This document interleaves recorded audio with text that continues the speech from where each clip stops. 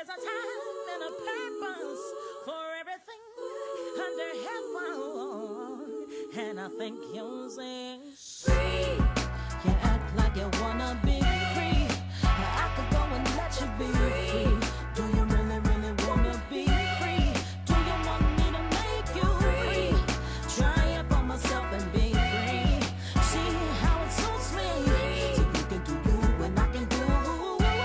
Being free to be me. I've been so damn patient, trying not to start an argument. I'll let you get away with that. Do you love me or do you love me back?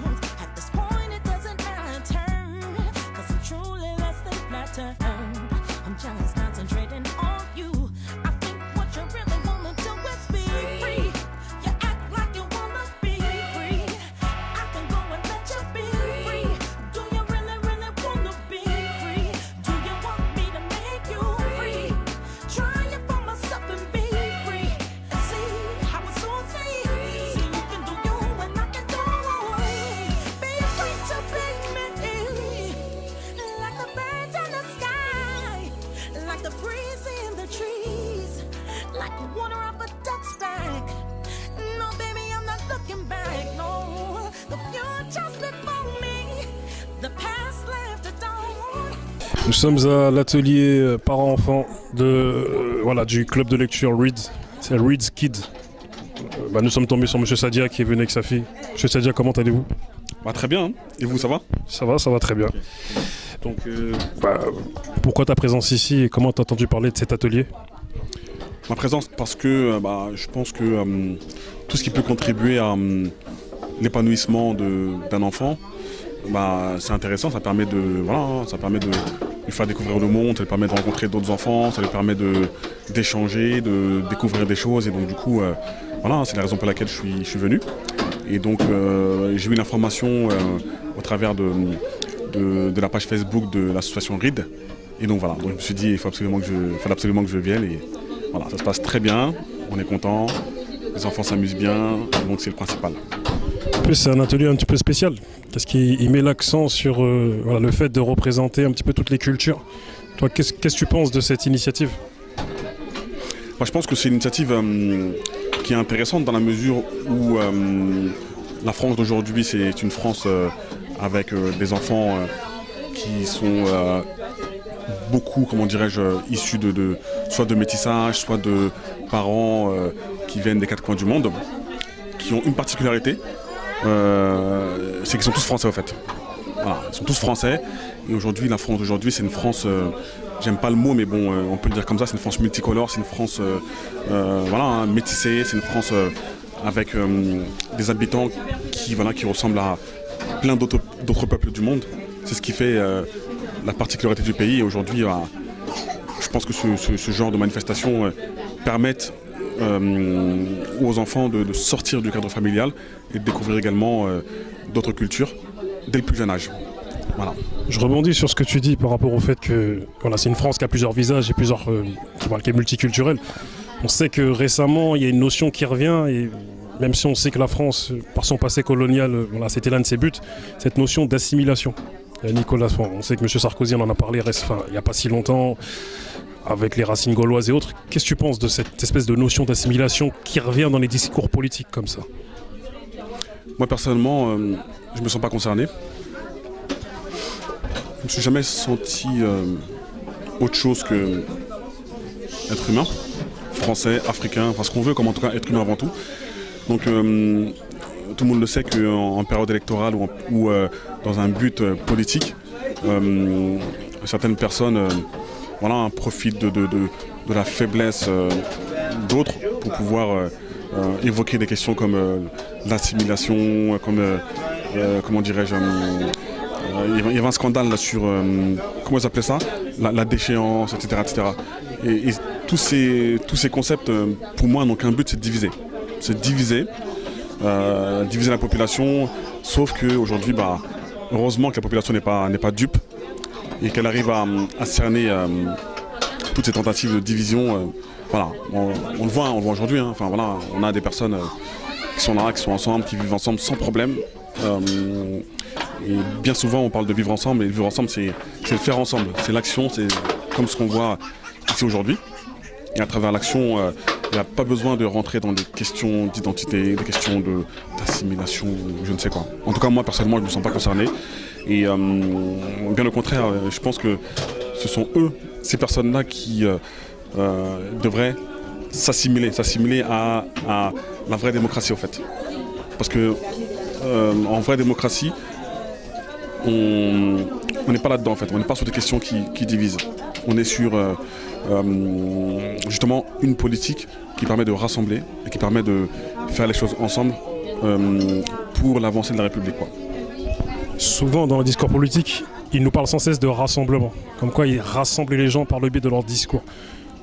Toi, tu penses que c'est par le biais d'ateliers comme celui-ci qui met un accent sur la représentation de toutes les cultures qu'il peut y avoir en France que le vrai rassemblement, que le vrai rassemblement se passe ici?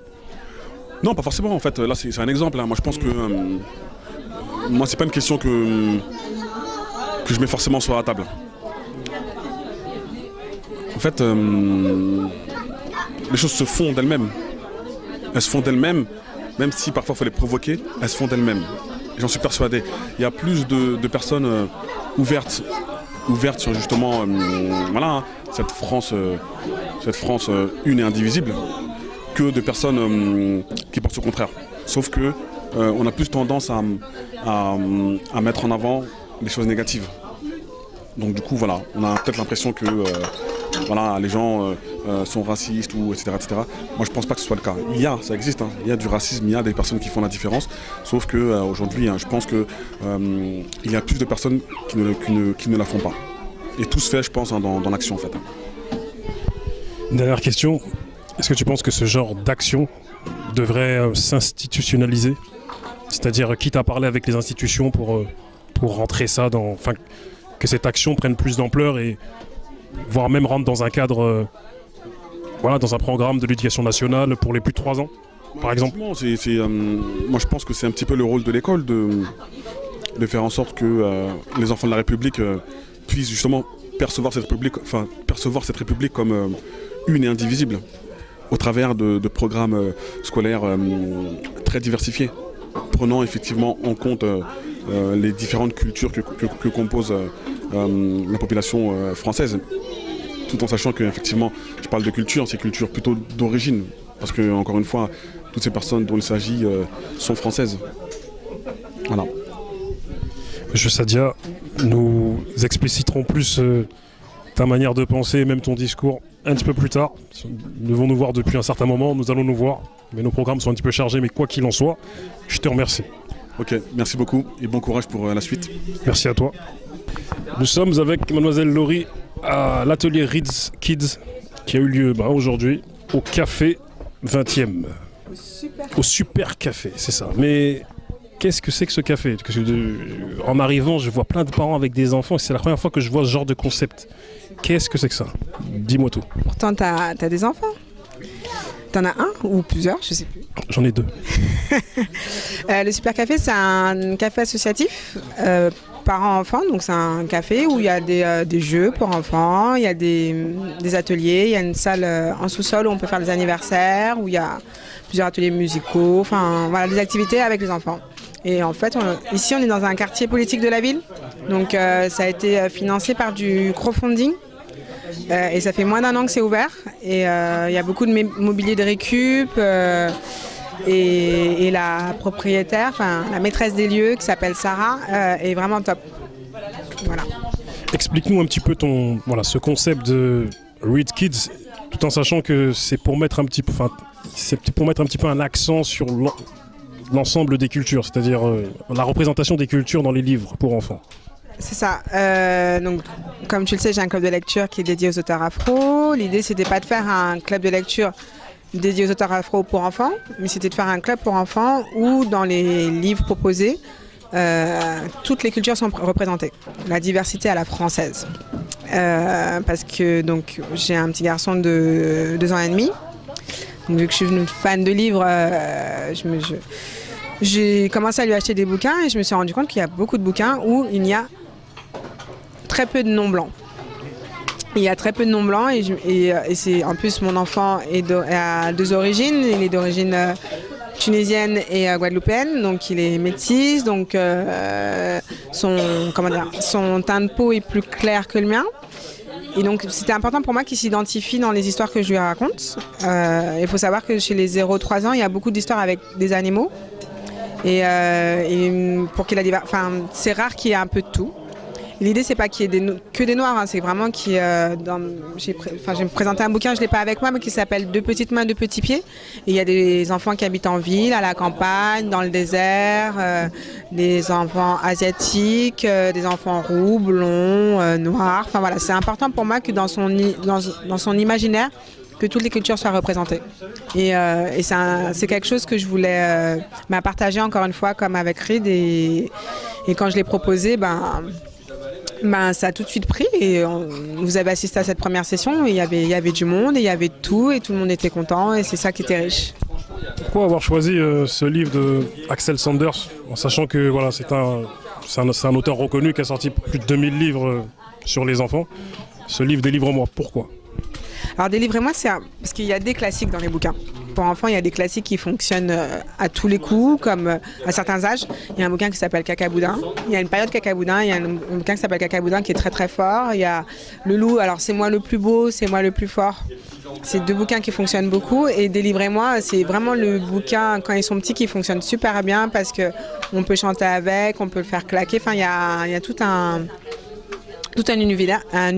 C'est pas forcément un loup, c'est un crocodile, c'est pas forcément un enfant, c'est un nounours. Donc il y a tellement de possibilités que voilà, j'ai choisi celui-là et c'est l'un des premiers bouquins avec lequel j'ai vraiment accroché avec mon propre fils. Donc encore une fois, dans la volonté de partager ce type d'expérience, j'ai choisi celui-ci. Cet atelier avec les parents, est-ce qu'il a eu l'effet que tu attendais? Plus que j'attendais. Parce que déjà, il y a des personnes qui sont venues, je pensais qu'elles ne viendraient jamais. Les parents qui font des pauses de yoga, je pensais qu'ils n'allaient jamais jouer le jeu.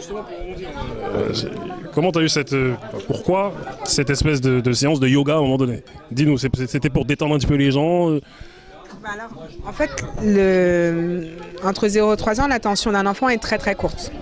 Pour le captiver, c'est super court. Son attention peut partir très vite. Donc on avait l'idée du club de lecture pour enfants, c'est une lecture collective avec plusieurs histoires, puis après des lectures individuelles, donc les parents prennent un livre et racontent une histoire à leur enfant, puis nous on leur fait le tour en leur donnant des conseils sur le type de bouquin et compagnie, et puis après il fallait recentrer le groupe. Et il fallait qu'on trouve quelque chose pour recentrer le groupe, pardon. Et encore une fois, mon fils fait du yoga à la crèche.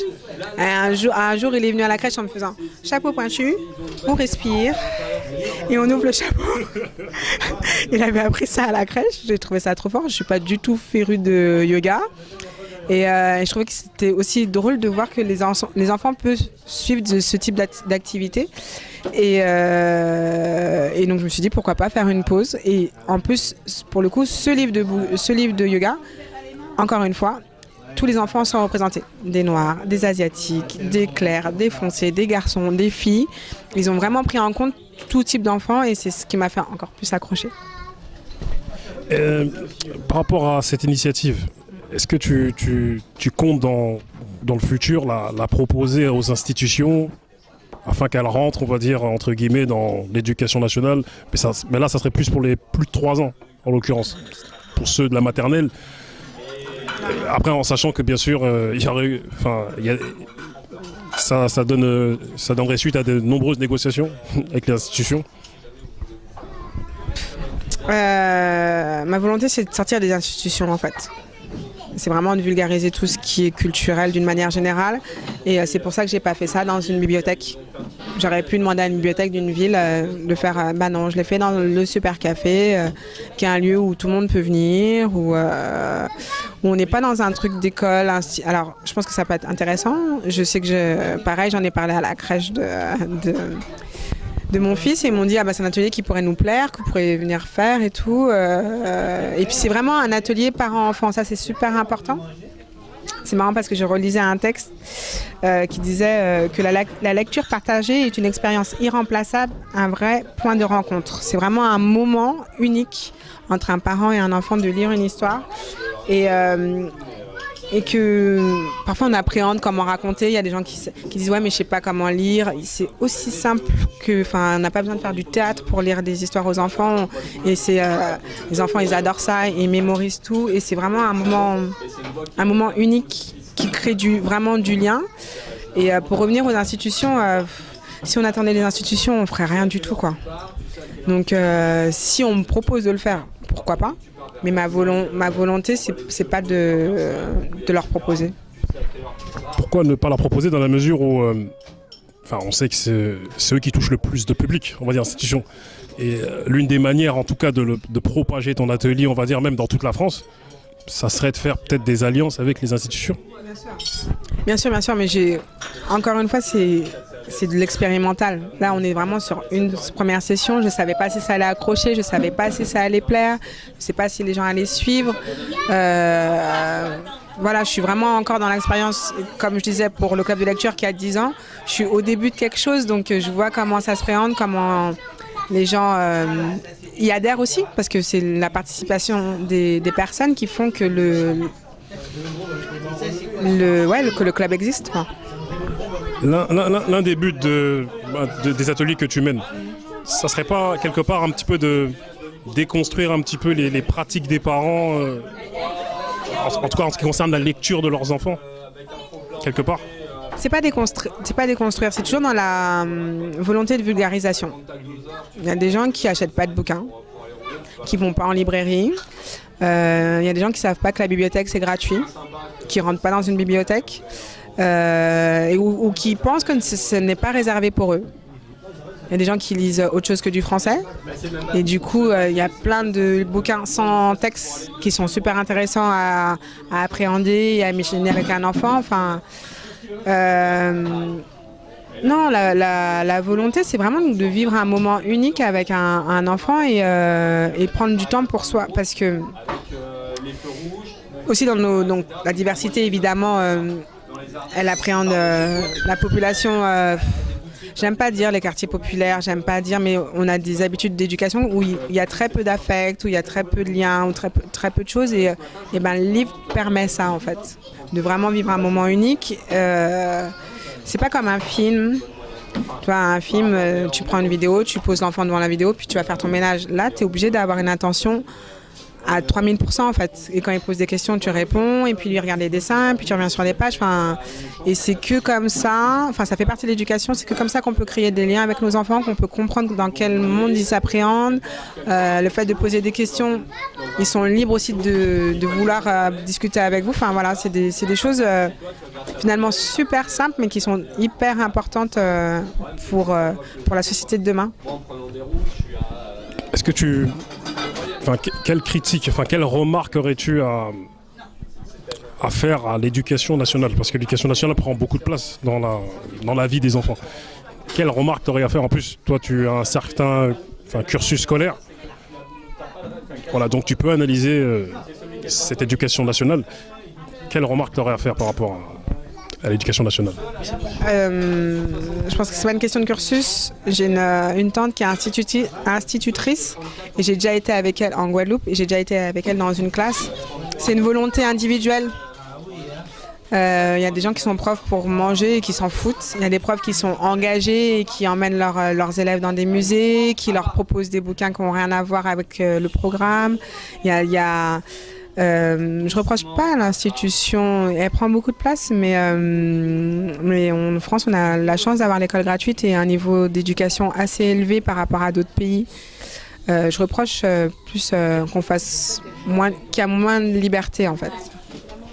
Et je le vois avec la crèche. La crèche, on cuisine, on fait des choses qui sont autres qu'ouvrir des livres. Et je pense que s'il y avait un atelier pâtisserie à la maternelle, même s'ils doivent le faire, mais ça soit vraiment imposé, comme dans les pays nordiques, où il y a vraiment il y a des cours de couture, il y a des cours, il y a des trucs qui dépassent apprendre à compter et à lire.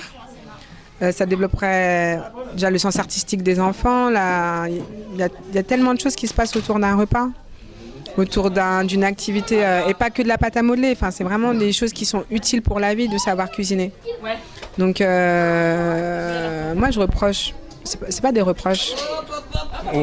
Appelons ça des remarques. Ouais, c'est un manque de liberté. Ils prennent beaucoup de temps à s'adapter. Alors, les réformes, il y en a tous les 3 ans. Et finalement, on se rend compte que la réforme, elle n'était pas bonne. On veut mettre du numérique dans les écoles alors que les enfants, ils savent même pas bien écrire français. Enfin, l'écriture, c'est super important. Le rapport au texte, c'est important. Le fait d'écrire lisiblement, c'est important. Enfin, c'est que... Après, s'ils sont des grosses institutions, ils vivent pas assez avec leur temps, je trouve. Ce serait le gros reproche que je pourrais faire. Que penses-tu, enfin ce sera mes deux dernières questions. Que penses-tu de cette notion d'assimilation qui revient, on va dire, dans les discours politiques? Si on s'en réfère à un certain discours de M. Sarkozy il n'y a pas si longtemps, quand il a parlé des origines gauloises et du fait que les gens qui sont d'origine étrangère doivent s'assimiler. Si on fait un parallèle avec ton atelier, on va dire que ça... Comment dire ton atelier va à l'encontre de ce qu'ils appelleraient l'assimilation. Qu'en penses-tu?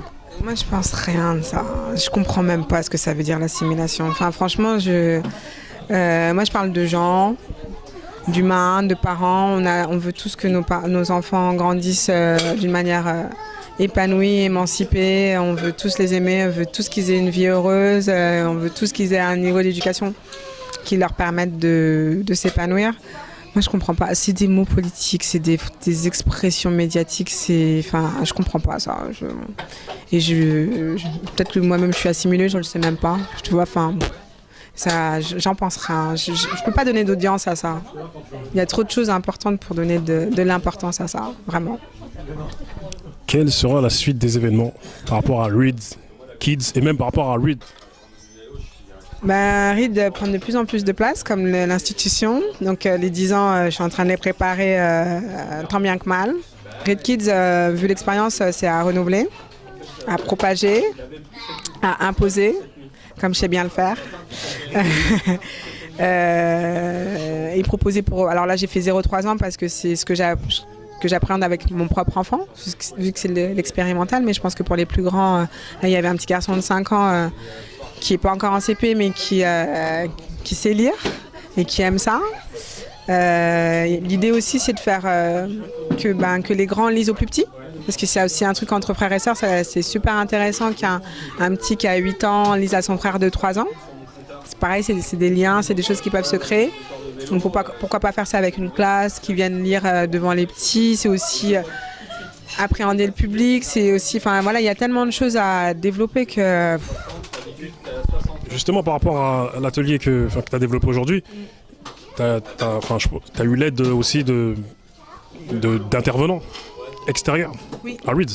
Est-ce que tu peux nous en parler un petit peu? Oui, alors il y a Amélie qui est venue, qui est bibliothécaire, que j'ai rencontrée à un atelier 0-3 ans, tout simplement à la bibliothèque du Kremlin-Bicêtre, la ville de Read, qui a domicilié là-bas et qui a des sensibilités avec tout ce qui est continent africain et tout. Et du coup, quand je lui ai parlé de la chose, elle m'a dit moi je suis prête à t'aider et tout ça. Donc elle est venue. J'ai une amie, Maka, qui m'a dit mais si tu as besoin d'aide, dis-moi. Et elle m'a aidée comme elle a pu, en prenant des photos, en listant les gens, en me soutenant, enfin voilà.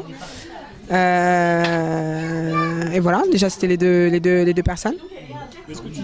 Est-ce que tu penses que, voilà, en partant de cette base d'atelier de lecture, tu ne pourrais pas te diversifier, c'est-à-dire aller même dans d'autres champs, c'est-à-dire emmener des professionnels qui donneraient des conseils à des parents pour des conseils en termes de pédagogie vis-à-vis des parents.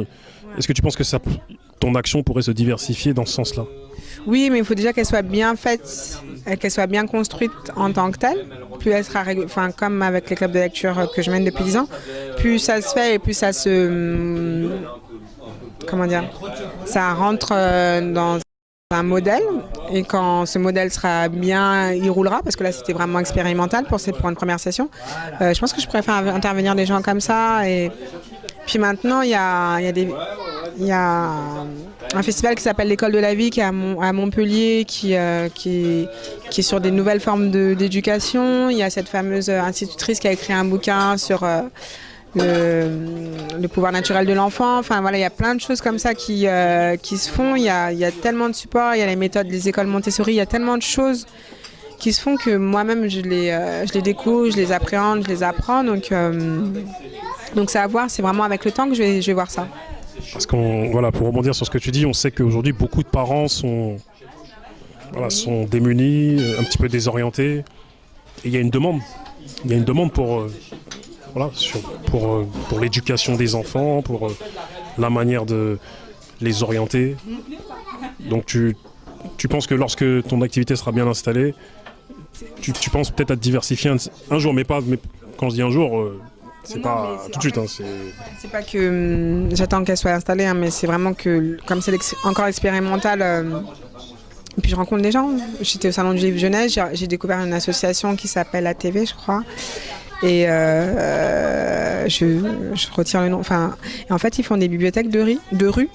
Ils viennent dans un quartier et ils mettent des tamis et ils mettent des bouquins par terre et les enfants du quartier, ils peuvent regarder. Et ça, c'est le truc le plus simple et le plus riche au monde. Et c'est un truc que j'ai découvert en allant au Salon de jeunesse, en parlant de mon initiative. Il y a des choses qui se font. Après, on n'est pas au courant de tout. Ça, c'est le milieu associatif qui veut ça, qui fait qu'on est tout le temps en train de découvrir des choses. Et je sais qu'il y a plein de choses à faire dans les quartiers. Plein de choses à faire. Même ici, ils m'ont dit, ouais, il y a des mamans de quartier ou des nounous qui n'osent pas rentrer parce que ça ne leur ressemble pas forcément, mais que le fait qu'il y ait ce type d'activité, ça les fera rentrer. Voilà, il y a plein de choses comme ça. Et j'ai envie de te poser une question. D'où te vient toute cette volonté-là? Parce que tu as pas mal de volontés, pas mal de projets. D'autres personnes sont chez elles, dorment, regardent la télé, chacun consomme la société comme il en envie. Mais d'où te vient toute cette volonté? C'est dû à un vécu, c'est dû à quoi tout ça? Pourquoi es-tu comme ça là? Pourquoi es-tu une pile comme ça là? Je crois que je suis hyper active déjà. Je crois que je suis hyper active, mais c'est pas ça. Comment dire? Les moments sont importants, notre vie est précieuse. Tout ce qu'on vit, c'est super important en fait. Et le matériel, il nous limite en fait finalement. On croit qu'avoir des belles chaussures, c'est ce qui fait la vie, alors que pas du tout. C'est ce qu'on vit là en fait. Tu vois là, il y a plein de potes de parents qui ça faisait longtemps qu'ils ne s'étaient pas vus, même leurs enfants ne s'étaient pas vus, et ça c'est trop fort. Je ne sais pas quand est-ce que ça arrivera une prochaine fois, alors qu'on se connaît depuis super longtemps. Je pense aussi que c'est mes galères perso qui ont fait que parfois tu te rends compte, parfois tu crois que tu es plus bas que terre, mais l'être humain a tellement de ressources que tu peux pas, moi en tout cas je peux pas m'asseoir et rien faire, c'est pas possible. Il y a trop de choses à faire et puis on peut tous mourir demain, donc la vie est précieuse, vraiment. Donc toi tu privilégies les moments de vie. Pour toi comme d'autres, hein, les moments de vie ont vraiment une valeur très importante. Ah oui, un repas de famille c'est unique. Où tout le monde est là, vraiment tout le monde est là, ça se vanne, ça mange, ça rigole, ça débarrasse, ça fait la vaisselle, il n'y a rien de plus riche que ça. Donc ta force, ce sont ta famille et les douleurs que tu as vécues jadis.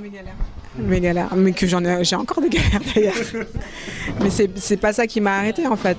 Parce que si tu t'arrêtes ta galère, tu t'assois, tu pleures et après il se passe quoi? Rien. Non mais c'est vrai. Et ton insolence, d'où vient-elle? Je sais pas. Mon insolence, je sais pas. Ça c'est très personnel ce que tu es en train de dire. Donc il y a peut-être toi qui me trouves insolente, mais je sais pas d'où elle vient. Peut-être des grands-mères, j'en sais rien, je sais pas. Quel message as-tu à transmettre à ces parents qui n'ont pas entendu parler de cet atelier et qui vont en entendre parler par le biais de ce petit documentaire? Que le livre c'est important, que moi j'ai découvert ça trop tard et j'essaye de rattraper le temps, voilà. Il y a un film à voir qui en ce moment qui s'appelle Demain tout commence de Omar Sy et qui parle de cette relation parent-enfant. Et je révèle pas la fin, mais la morale, c'est qu'il n'y a pas de bons ou de mauvais parents. Il y a des parents et on fait comme on peut avec ce qu'on a. Et c'est important de faire le max pour la société tout court.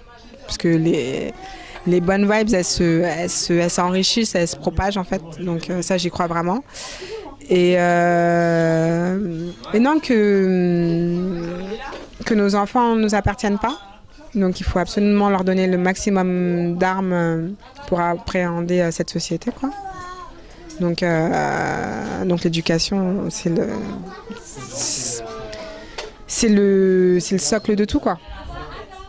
C'est ça que moi, on est étonné que mon fils dise bonjour et merci, alors que c'est la base de la base, quoi. Voilà. Mademoiselle Laurie, on te remercie. Bah, merci à vous d'être venus avec des caméras, tout ça, prendre leur temps, de rester jusqu'au bout et tout. Merci, merci. On continuera à te suivre. Donc, reste connecté, reste branché, comme on dit. T'es accroché, Est-ce qu'il faut courir, hein? T'inquiète, on fait du cardio, t'inquiète pas. Bon bah tant mieux. Merci en tout cas. Merci à toi.